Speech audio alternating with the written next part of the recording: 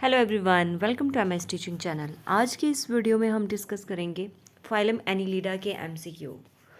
तो Annelida phylum में वो एनिमल्स आते हैं विच हैव रिंग्स और annulus around there over their body. So let's start our first question. Who gave the term Annelida? Lamarck, von Siebold, Johnston या Robert Brown? तो Annelida term was given by Lamarck. Option A is right. Question number 2. What are the locomotory organs of annelids? Setae, parapodia, suckers या all of these? तो option D is right. All these are the locomotory organs of annelids. Question number 3. In which phylum animals have hemoglobin dissolved in plasma? Arthropoda, Annelida, Mollusca, Ctenophora. The answer is Annelida, option B. Question number 4. From evolution point of view, which of the following is the first animal to have true cystocoelomics? Coelom, Mollusca, Arthropoda, Annelida या none of these? The answer to this question is option C. Annelida have true cystocoelic coelom. Question number 5. What are the excretory and osmoregulatory organs of annelids? Flame cells, nephridia, rennet cells या Malpighian tubules? तो दे nephridia जो हैं वो annelids के excretory organs होते हैं। Flame cells किसके किया था हमने? फ्लैट वॉर्म्स में। Rennet cells are the excretory organ of Aschelminthus, and Malpighian tubules, these are the excretory organs of arthropods. तो answer to question number 5 is B. Annelids के excretory organ nephridia होते हैं। Question number 6. What is the respiratory organ of annelids? Lungs, gills, skin या all of these? तो जो annelids होते हैं they respire through skin. Option C. Question number 7. In which of the following annelid respiration occurs through gills? और जो gills के through respiration होती है that is known as branchial respiration. तो किस में होती है? नीरिस, अर्थवॉर्म, टेरिबेला या लीच? तो answer to this is Terebella में गिल्स के थ्रू रेस्पिरेशन होती है। Question number 8. Which of the following is unisexual? Fasciola, Nereis, earthworm या लीच? तो नीरिस जो है ये यूनिसेक्सुअल है। इसमें मेल एंड फीमेल जो होते हैं वो सेपरेट होते हैं। बाकी के बच्चे जो 3 option Fasciola, earthworm and leech, these are hermaphrodite. इनमें एक ही इंडिविजुअल में both male and female reproductive system होते हैं। Question number 9.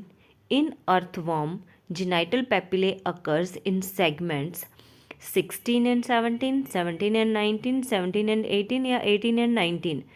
तो 17 and 19 में जेनिटल पेपिले होते हैं अर्थवॉर्म में। Option B is right. Question number 10. Leech is ectoparasite, sanguivorous, carnivorous या बोथ ए एंड बी? तो लीच जो है वो एक तो एक्टोपैरासाइट है और दूसरा सेंग्यूवोरस है। It feeds on bloods. ये दोनों ऑप्शन सही हैं। तो answer to question number 10 is D. Both A and B are correct. Question number 11.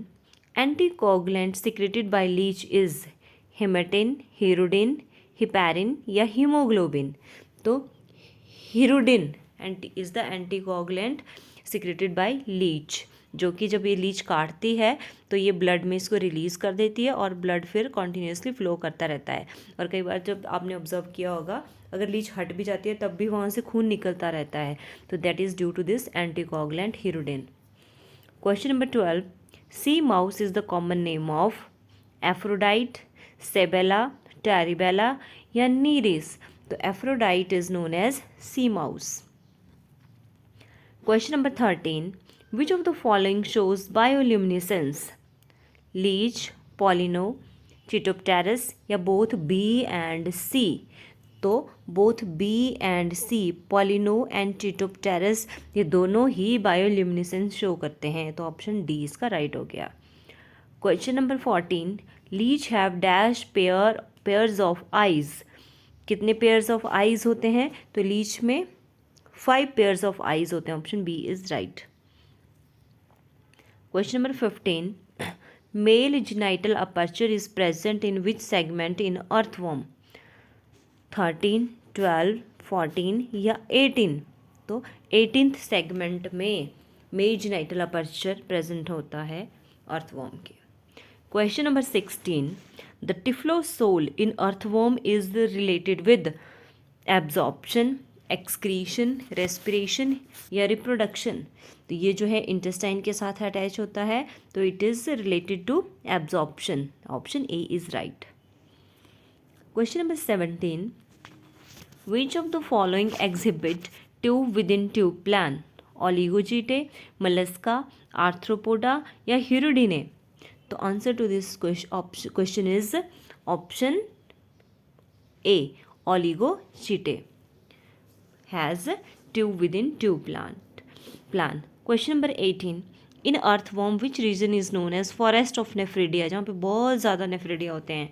टिफ्लोसोलर reason, intestinal reason, क्लाइटुलर reason या फेरेंजियल रीजन? तो क्लाइटुलर रीजन जो होता है अर्थवॉर्म का, उसमें बहुत ज़्यादा नेफ्रिडिया होते हैं, इसलिए उसको फॉरेस्ट ऑफ नेफ्रिडिया बोलते हैं. और क्लाइटुलर रीजन कहाँ आता है? सेगमेंट 14 से 16 के बीच में, 14 to 16. Question number 19. Chlorogogen cells are present in body wall of earthworm, blood of cockroach, coelomic fluid of earthworm या body wall of leucosolia? तो जो क्लोरागोजन सेल्स होते हैं, these are present in the coelomic fluid of earthworm. Option C is right.